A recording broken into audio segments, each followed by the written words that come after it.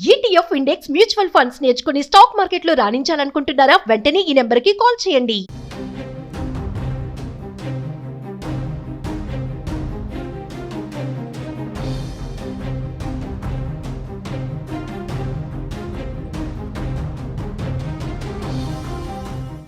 గండికోట ఘటనకి సంబంధించి రోజుకో కొత్త ప్రశ్న ఉత్పన్నమవుతోంది. ఇప్పుడు ఈ మిస్టరీలో చెవికమ్మ చాలా కీలకంగా మారింది. సో ఈ చెవికమ్మ కోసం ఈ రోజు మళ్ళీ ఘటనా స్థలానికి చేరుకొని పోలీసులు అక్కడ పరిశీలన చేస్తూ ఉన్నారు. ముందేమో విద్యార్థిని లోకేష్ అనే ప్రియుడు చంపలేదు అని అన్నారు. ఆ తర్వాత అత్యాచారం జరగలేదు అన్నారు. మరి అసలు ఇంటర్ విద్యార్థిని చంపింది ఎవరు? ఒకరా, ఇద్దరా, ముగ్గురా? అంతా పరిశీలించిన తర్వాత పోలీసులు ముగ్గురు చంపుండొచ్చు అనే అంచనా అయితే వేస్తున్నారు. మరి దీనికి సంబంధించి పూర్తి డీటెయిల్స్ తెలుసుకునే ప్రయత్నం చేద్దాము. మరి ఈ ఘటనకి సంబంధించి పూర్తి డీటెయిల్స్ మనకు అందిస్తారు ప్రేమ్. లైవ్ లో జాయిన్ అవుతున్నారు. ప్రేమ్, మరి మరొక్కసారి చవికమ్మ గురించి మరి పోలీసులు ఈ రోజు మళ్ళీ ఘటనా స్థలానికి చేరుకొని పరిశీలిస్తున్నట్లుగా తెలుస్తోంది. మరి పోస్ట్ మార్టం చేసేటప్పుడు చవికమ్మ మిస్ అయిన సంగతి వాళ్ళకి తెలియలేదు. అప్డేట్స్ ఎలా ఉన్నాయి ప్రేమ్ దీనికి సంబంధించి? రైట్ సిరి, ప్రస్తుతం ఏదైతే కడపలోని గండికోటలో జరిగిన ఈ యొక్క దారుణమైన ఉదంతం ఏదైతే ఉందో, ఇంటర్మీడియట్ విద్యార్థిని అది అత్యాచారం చేసి హత్య చేసి పడేశారా అనే దానికి సంబంధించి ఇప్పటి వరకు కూడా పోలీసులు ఎలాంటి కంక్లూజన్ కి రాకపోవడం, ఇంకా కూడా విచారణ అంటే మళ్ళీ ఫస్ట్ నుంచి స్టార్ట్ చేయడం అనేక అనుమానాలకు తావిస్తుంది. అయితే 14వ తేదీన ఉదయం 8:30 గంటలకు ఇంట్లో నుంచి కాలేజ్ పేరుతోటి బయటికి వెళ్ళిన వైష్ణవి తన బాయ్ ఫ్రెండ్ లోకేష్ తో ఇద్దరు కలిసి గండికోటకు వెళ్ళిన నేపథ్యంలోనే ఆ తర్వాత గండికోటలో వెళ్ళిన సంగతి ఇంట్లో వాళ్ళకి తెలిసి వైష్ణవి అన్నలు ఆ సంఘటన స్థలానికి వెళ్లే ప్రయత్నం చేశారు. ఆ టైంలో వైష్ణవి తన బాయ్ ఫ్రెండ్ ని నువ్వు వెళ్ళిపో, నేను చూసుకుంటా అని చెప్పి తనని పంపించడంతో పాటు తను అక్కడే ఒక టూరిస్ట్ గా వచ్చి అలా తిరుగుతున్న నేపథ్యంలోనే వాళ్ళ అన్నలు ఆ అమ్మాయిని చూశారు. ఆ తర్వాత ఏం జరిగింది అంటే 12:30 వరకు కూడా తన మంచిగానే ఉంది. 4:30 గంటల సమయంలో మృతి చెందినని పోలీసులు చెప్తున్నారు. అయితే దీనికి సంబంధించిన కీలక ఎవిడెన్సెస్ మా దగ్గర ఉన్నాయని నిన్న పోలీసులు చెప్పినప్పటికీ కూడా ఇప్పటి వరకు మీడియా ముందుకు వచ్చి ఫలానా ఈ విషయానికి సంబంధించి ఎలాంటి క్లారిటీ పోలీసులు ఇవ్వకపోవడం, అట్ ద సేమ్ టైం దీన్ని ప్రభుత్వాలు అక్కడ ఉన్న ఆంధ్ర ప్రభుత్వం చాలా సీరియస్ గా తీసుకొని మహిళా భద్రతకు మేము కట్టుబడి ఉన్నాం, ఈ ఘటనకు సంబంధించి బాధితులు ఎవరైనా సరే ఎంతటి వారైనా సరే చర్యలు తీసుకుంటూ చెప్తూనే మరోవైపు ఈ యొక్క దీనికి సంబంధించి దర్యాప్తు మళ్ళా మొదటి నుంచి ప్రారంభించడం. అయితే మొదట్లో బాయ్ ఫ్రెండ్ అనుకున్నారు, తర్వాత ఇద్దరు అన్నలు అనుకున్నారు, తర్వాత ఇప్పుడు ముగ్గురు కలిసి చంపారంటున్నారు. అయితే ఆ ముగ్గురు ఎవరు?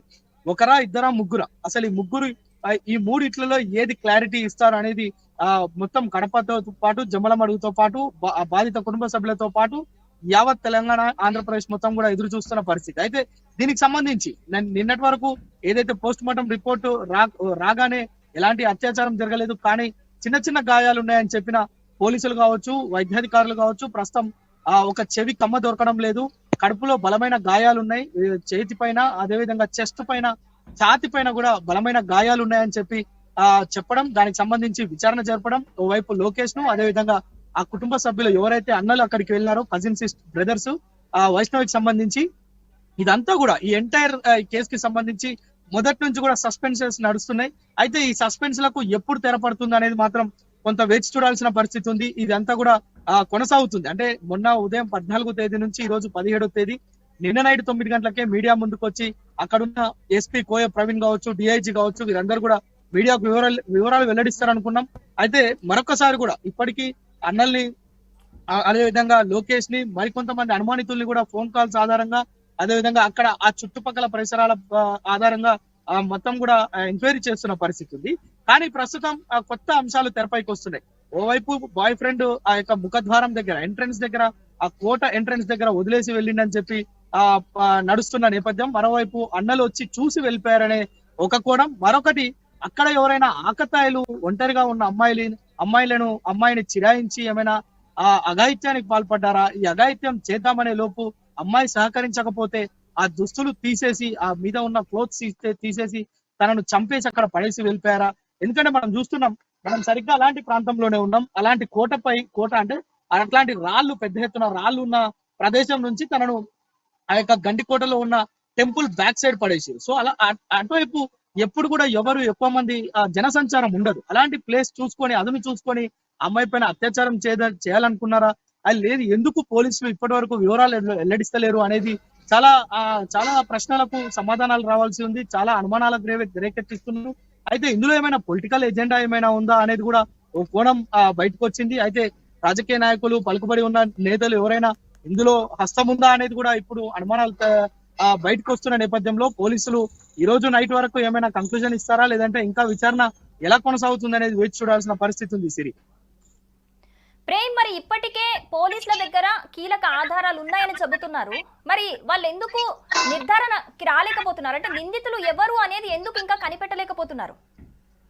సో అదే చెప్తున్నాం. ఇప్పటికి కూడా మనం నిన్నటి వరకు ఫస్ట్ ఈ యొక్క కేసు అంటే ఏదైతే ఈ హత్య జరిగిందో వెంటనే బాయ్ ఫ్రెండ్ లోకేష్ తీసుకువెళ్లి తన మాట వినకపోతేనో లేకుంటే తన పైన ఏదైనా సెక్సువల్ హరాస్మెంట్ చేద్దామంటే సహకరించకపోతే చంపేసి పడేసి వచ్చిండనే ఒక అనుమానం మొదటి రోజు మొత్తం కూడా కొనసాగింది. కానీ ఎప్పుడైతే పోస్ట్ మార్టం రిపోర్ట్ వచ్చిందో వెంటనే పోలీసులు యూటర్న్ తీసుకున్నారు. అబ్బాయికి సంబంధం లేదు, అబ్బాయి ఆ సమయంలో అక్కడ లేడు, ఎందుకంటే తనపై అత్యాచారం కూడా జరగలేదు, ఎలాంటి సెక్సువల్ హరాస్మెంట్ జరగలేదు.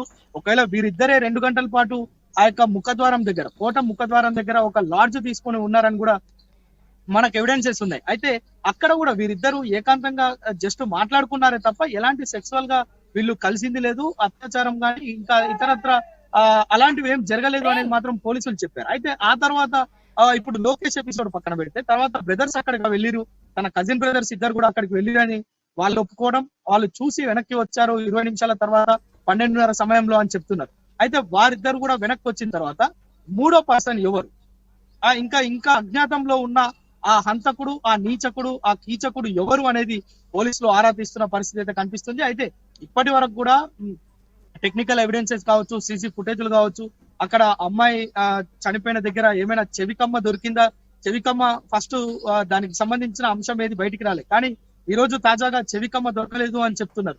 అంటే పోస్ట్ మార్టం రిపోర్ట్ రాగానే చెవికమ్మ మిస్ అయిందనే విషయాన్ని బయటికి ఎందుకు చెప్పలేదు, ఈ రోజు ఎందుకు చెవికమ్మ కోసం వెతుకుతున్నారు, అమ్మాయిని ఇక్కడే చంపారా లేదంటే ఇంకా వేరే చోట్ల ఎక్కడైనా చంపేసి తీసుకొచ్చి ఇక్కడ పడేశారా అనే అంశాలకు సంబంధించి చాలా ప్రశ్నలు ఉన్నాయి. ఇప్పుడు దానికి సంబంధించి పోలీసులే దీనిపైన ఒక కంక్లూజన్ కి వచ్చి మీడియాకి కావచ్చు, సమాజానికి కావచ్చు, వాళ్ళ కుటుంబ సభ్యులు ఇటు లోకేష్ కావచ్చు, అటు కజిన్ బ్రదర్స్ కావచ్చు, వైష్ణవి కుటుంబ సభ్యులందరికీ కూడా కంక్లూజన్ చేయాల్సిన బాధ్యత పోలీసులపైనే ఉంది. నిన్నటి నుంచి దాదాపు అక్కడ జమ్మలమడుగులోనే స్థానిక ఎస్పీ కూడా స్టే చేస్తూ మొత్తం కూడా ఈ కేసుకి సంబంధించిన విషయాలన్నీ కూడా ఆరా తీస్తున్నారు. ఎటకేలకు ఈ రోజు ఏదైనా దానికి సంబంధించిన కీలక అంశాలు బయటికి వెల్లడించే ప్రయత్నం ఏమైనా చేస్తారా, లేదా ఇంకా ఈ యొక్క విచారణ అనేది కొనసాగుతుందా వేచి చూడాల్సి. Right Prem, thank you.